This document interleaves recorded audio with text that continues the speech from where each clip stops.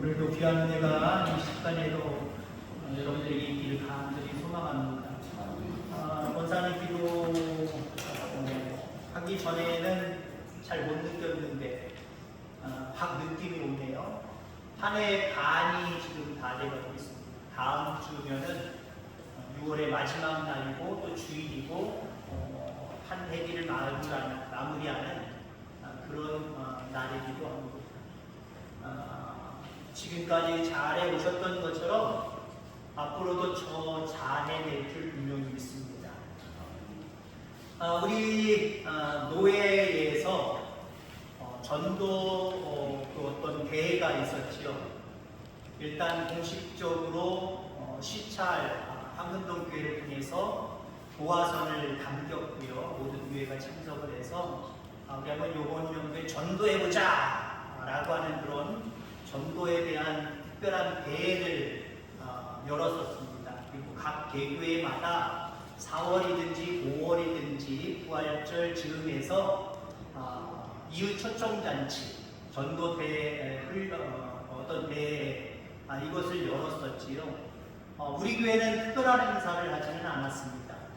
제가 가만히 와서 우리 교회를 1년은 안 됐지만 여러분들의 생활하는 모습을 바라보니까 이게 토착화라는 게 있거든요. 나라들마다 기독교가 들어갈 때 처음 미국에서 전해졌을 때, 유럽에서 전해졌을 때 그게 그대로 들어가서 그대로 행해지는 게 아니라 그 나라 사람들의 풍습이나 그 나라 사람들의 생활 습관에 따라서 거기에다가 신앙을 접목하는 겁니다. 그래서 독특한 그 나라의 기독교 문화가 싹트게 되는 거죠.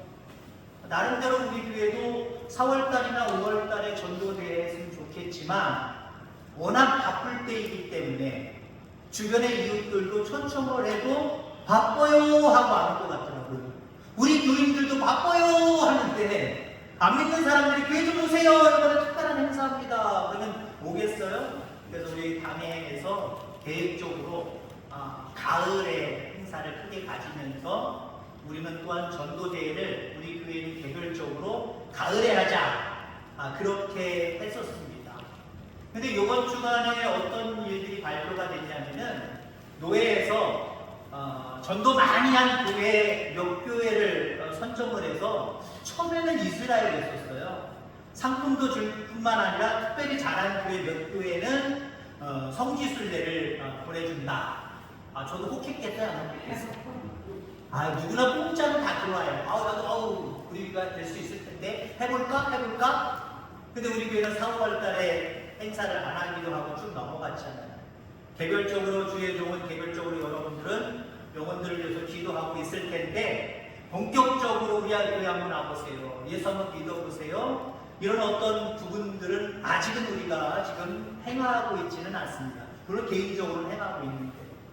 근데 이번에 발표가 났는데 50개 이하의 교회 따로 50명 이상의 교회 따로 100명 이상의 교회 따로 해서 세 부분에 나누어서 치상을 1, 2, 3, 1, 2, 3, 1, 2, 3 9교회, 그러면 특별교회를 선정을 해서 10개의 교회를 선정했더라고요. 근데 조금 수준은 조금 낮아졌습니다. 일본 선지 여행으로 바뀌었더라고요.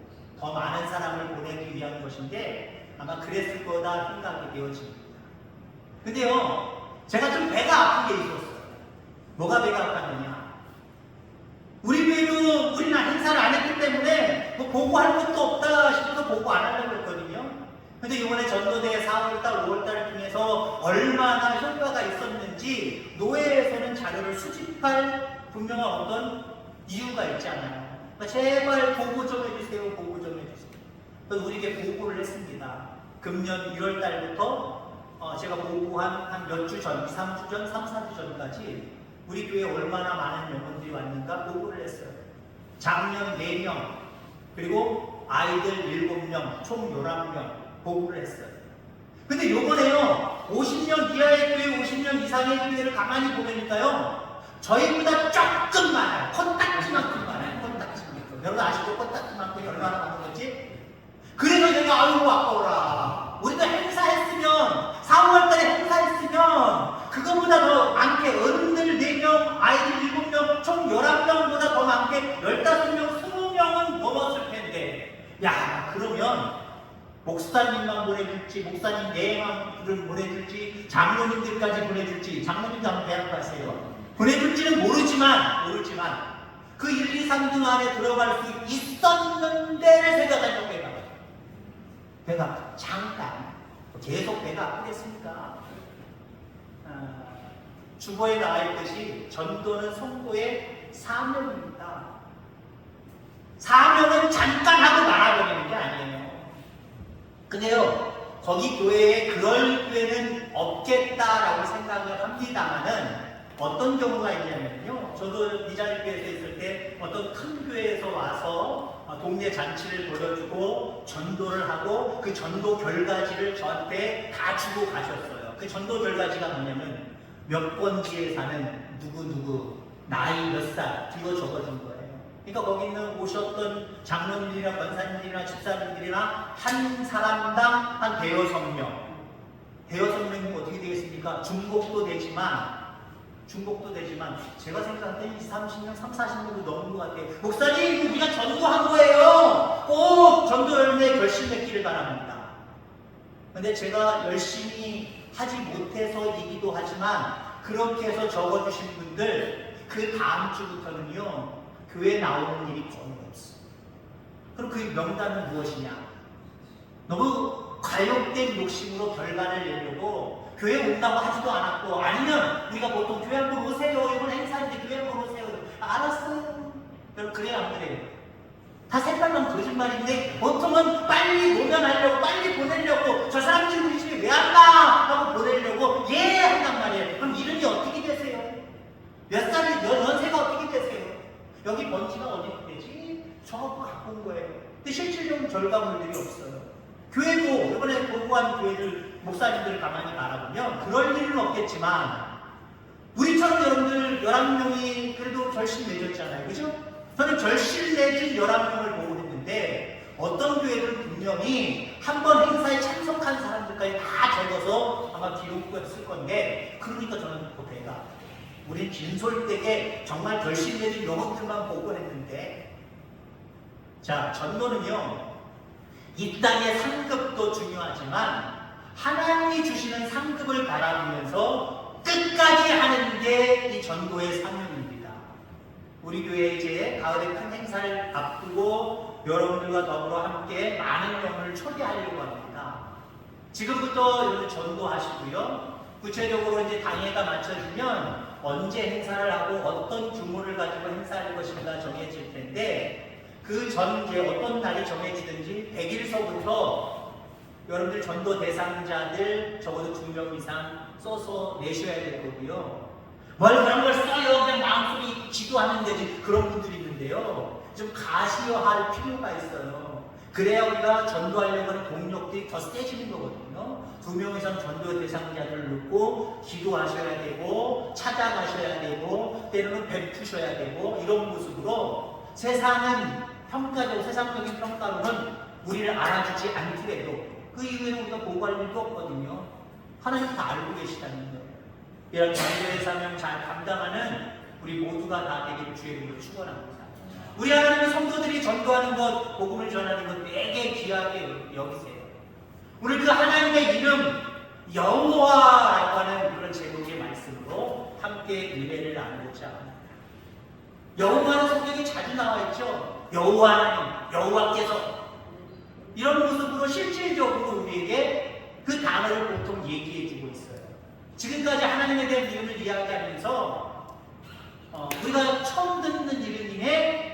목사님 얘기 들어보니까 성경 그대로 문자적으로는 지금 제목의 말씀처럼은 아니지만 히브리어가 그런 의미가 있구나, 이런 이름을 보통 얘기했지요. 근데 여호와는 성경이 그대로 한글로 여호와다라고 보통 이렇게 많이 이야기를 하고 있습니다.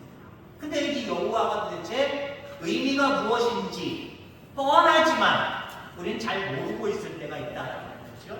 이 부분에 대해서 오늘 함께 은혜를 나누고자 합니다.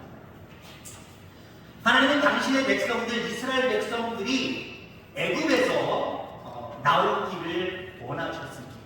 그래서 모세를 지도자로 세우셔서 이스라엘 민족을 애굽에서 내보내시려고 하시지요. 자, 그런데 지도자로 세움을 받은 모세의 입장에서는 답답할 수밖에 없었어요. 왜? 나를 이스라엘 민족을 출애굽시키는 인물로 세우신다고? 그분이 도대체 누구야? 모세도 그분이 누군지 정확하게 알 수가 없었어요. 자기도 확신이 안 서요. 더군다나 그분이 나를 인도자로 세워서 가서 이스라엘 백성들에게 이와 같은 이야기를 전달하라고 얘기합니다. 하나님께서 이 백성을 출애굽시키신다고 하셨다. 그래서 나를 보냈다. 그럼 그 사람들이 질문할 거 아니에요. 너에게 그렇게 말씀하시고 명령하신 그 하나님이 도대체 누구냐? 그 사람이 도대체 누구냐? 그렇게 질문할 때에 모세는 할 말이 없었어요. 자기도 하나님에 대해서 확신할 수 없는데 다른 이스라엘 백성들에게 가서 내가 이와 같이 이야기한들 믿어주는 사람이 있을까? 알아주는 사람이 있을까? 콧방귀나 끼고 저리 가라 라고 자기를 쫓아냈지 아무 효과도 없을 것이다 라고. 그때 하나님께서 모세에게 말씀해 주셨습니다. 너희 조상의 하나님 여호와 곧 아브라함의 하나님, 이삭의 하나님, 야곱의 하나님께서 나를 너희에게 보내셨다라. 이는 나의 영원한 이름이요 내 대대로 기억할 나의 친구이다. 여기 하나님 여호와라고 하는 이름을 말씀해 주고 계십니다.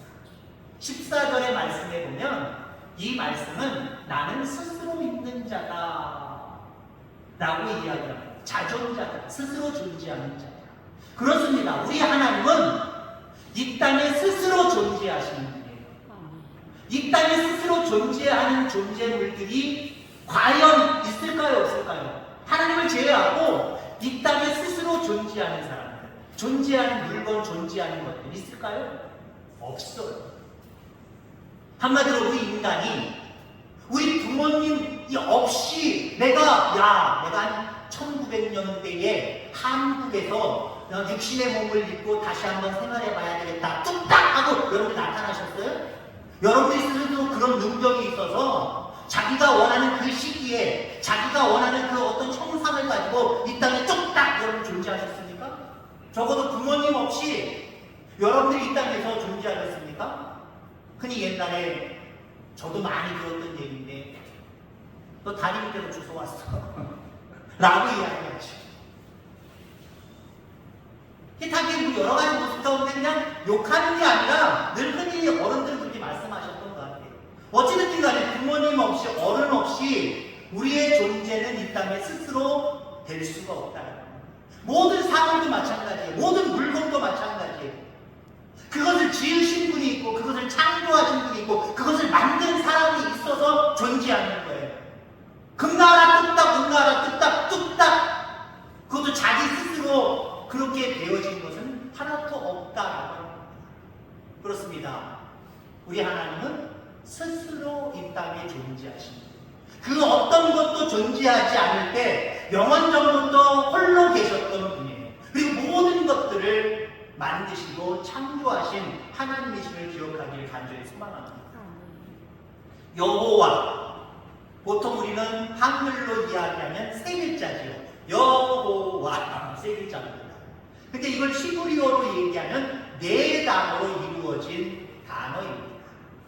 자, 이 여호와라고 하는 단어, 스크린에 있으면 제가 보여주면서 여러분에게 말씀을 드릴 텐데, 우리가 흔히 영어는 스페링이 있죠. A, B, C, D, E, F, G 뭐 이런 단어가 있고, 우리 한글도 모음자음에서 기역, 니은, 디귿, 리을, 그다음에 아야, 어여 이런 것들이 모여져서 단어가 되는 겁니다.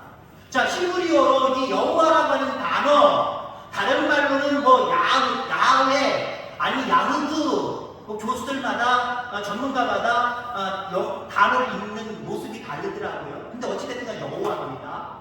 여호와라고 하는 단어는 이 히브리어는 네 단어로 이루어졌어요. 자, 이 네 단어로 이루어졌는데 첫 번째 단어가 요드라고 하는 단어예요. 그렇지만 아세요 그냥 요드라고 하는 단어인데 이 단어가 의미하는 것은 손입니다. 손. 이 손을 의미해요.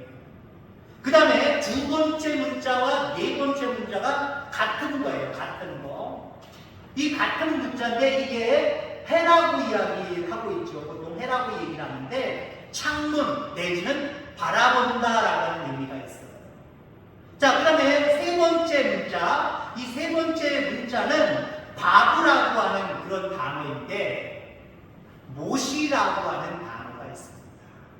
자, 이 말을 풀어서 이야기하면 손을 보여주고 못을 보여준다라고 하는 의미가 있습니다. 여호와라고 하는 의미는 손을 보여주고 못을 보여준다.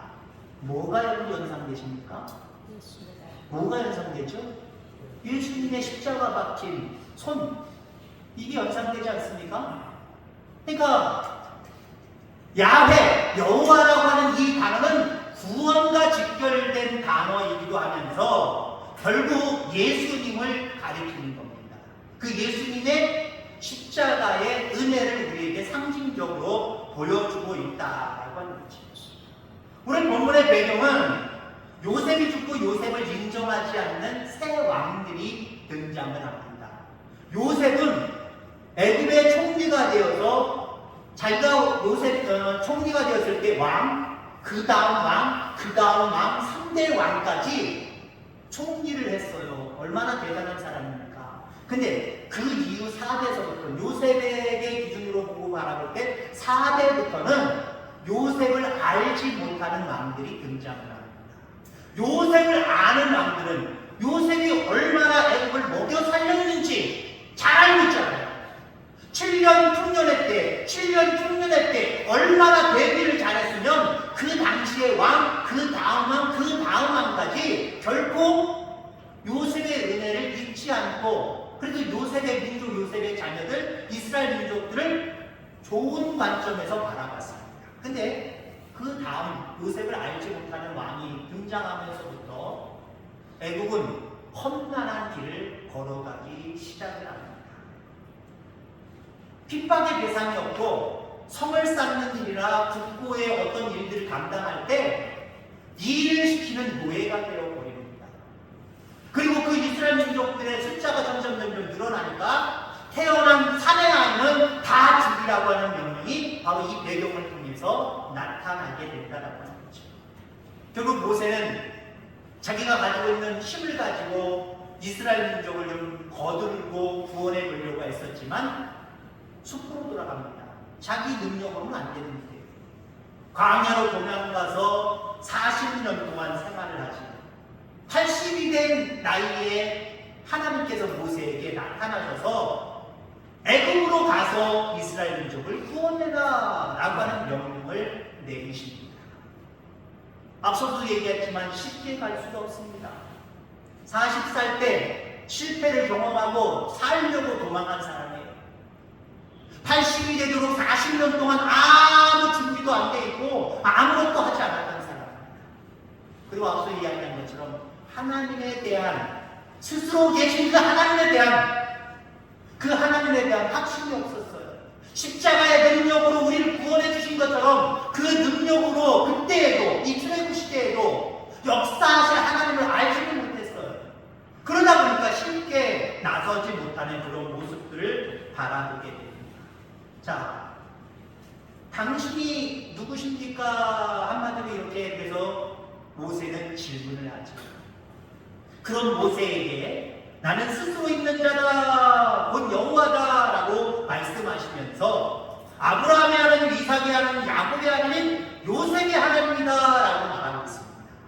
이 네 사람들의 공통점들이 있는데 하나님께 구원받은 사람들이다 라고 하는 공통점이 있습니다. 여러분, 아브라함은 갈대아 우르에서 불러내어서 구원받아서 믿음의 조상이 된 사람입니다. 그 다음에 이삭은 모리아 산에 갇혀져서 죽어야 될 사람인데 하나님이 미리 준비해 주신 여호와 이레의 놀라운 은혜 가운데 구원받은 사람입니다. 또 야곱은 둘째의 신분이지만 나름대로 도망자의 삶 속에서도 하나님의 은혜 가운데 살아남고 갑부가 되어서 고국으로 다시 돌아왔던 그런 사람입니다. 또한 요셉은 구덩이에서 노예 생활 속에서 감옥에서 죽을 수밖에 없는 존재였지만 그때마다 하나님이 그를 만지셨고 구원해 주셨습니다. 자, 그러니 내가 그러한 자들의 하나님이다 라고 이야기하는 것은 내가 그때 이들을 그렇게 구원해 주었듯이 지금 고통받는 이스라엘 백성들을 너를 통해서 내가 구원해 낼 것이다 라고 하는 그런 의미가 있습니다. 그러니까 다른 의미로 여호와는 우리를 구원해 주시는 분이다 라고 하는 거예요. 그러면 그분이 뭐길래 도대체 우리를 구원해 주시느냐? 그런 질문 앞에 한마디로 그분은 스스로 있는 자이기 때문에 가능하다라고 하는 거죠. 여러분, 우리는 가능하지 못한 게 너무 많이 있습니다. 왜 그런지 아십니까? 우리는 스스로 존재하는 자가 아니기 때문에 그래요. 누군가에 의해서, 결국은 하나님에 의해서 이 땅에 존재하는 하나님의 사람들이기 때문에 우리 스스로 어떤 것들을 해결해낼 수가 없어요. 우리 스스로 우리 자신을 구원해 낼 수가 없다라고 하는 거예요. 더군다나 내가 너희를 구원해 줄게 라고 하는 이단들처럼 인간인 사람이 다른 사람을 구원해 주겠다? 여기에 속아 넘어가는 사람이 얼마나 불쌍한 사람이에요. 그렇습니다. 우리 하나님은 스스로 존재하시는 분으로 우리를 넉넉히 구원해 주실 수 있다라는 겁니다. 그렇게 우리를 구원해 주시는 여호와 하나님, 이 하나님은 10가지 재앙을 통해서 이스라엘 백성들을 인도하셨고 출애굽시키셨고 결국 어떻게 하셨느냐? 느헤미야 9장 19절 이후에 보면 좀 깁니다마는 이렇게 설명을 드리고자 합니다.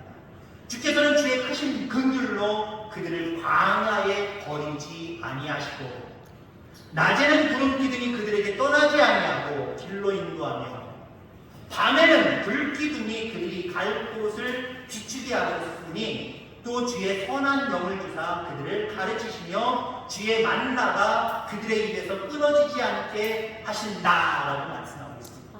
그렇게 해주셨다는 거예요. 우리를 구원해 주신, 이스라엘 백성들을 구원해 주신 그 하나님은 그들을 끝까지 인도하셨다라고 합니다. 또 그 이후의 말씀은 이렇게 이야기합니다. 그 자신이 들어가서 땅을 차지하되 주께서 그 땅 가나안 주민들이 그들 앞에 복종하게 하실 때에 가나안 사람들과 그들의 왕들과 본토 여러 족속들을 그들의 손에 넘겨 견고한 소옷들과 기름진 땅을 점령하고 배불리 먹어 살찌고 주의 큰 복을 즐기게 하셨다라고 말씀하고 있습니다. 그러니까 스스로 계신 여호와는 그들을 애굽에서 구원해 내실 뿐만 아니라 약속하신 가나안 땅까지 들어가서 차지하고 그곳에서 행복을, 즐거움을 누리게 하셨다라고 합니다. 여러분들의 행복은 어디에 있습니까? 여러분들의 기쁨은 도대체 어디에 있습니까? 신명기 33장 29절 말씀에 보면 이스라엘이여 너는 행복한 사람이다. 여호와 하나님을 믿는, 여호와 하나님의 인도하신 가운데 있는 사람들은요 다 즐거움을 누릴 수 있는 사람들이고 행복한 사람들이에요. 이 여호와의 이름을 늘 고백하고 외치며 살아가는 저와 여러분들 되길 바랍니다. 그렇다 우리 하나님은 스스로 존재하시는 유일하신 분이다. 그분은 예수님처럼 우리를 구원하셔서 영원한 생명뿐만 아니라 모든 인생의 여정 가운데 구름기둥 불기둥으로 또 모든 것들을 차지하게 하시고 점령하게 하시고 우리에게 참된 행복과 즐거움을 누리게 하시는 분이다. 이걸 확신하는 저와 여러분들 되길 바랍니다. 그리고 그 하나님 앞에 앞서서 오전에 말씀드린 것처럼 멀찍이 쫓아가는 신앙이 아니라 내 주를 가까이 하게 하는 그분을 가까이 더 가까이 다가가서 섬기는 저와 여러분들 되셔서 정말 즐거움을 누리고 행복을 여호와 하나님 때문에 누리는 삶을 살아가는 저와 여러분들 다 되어지기를 주의 이름으로 축원합니다. 하나님 아버지 감사합니다.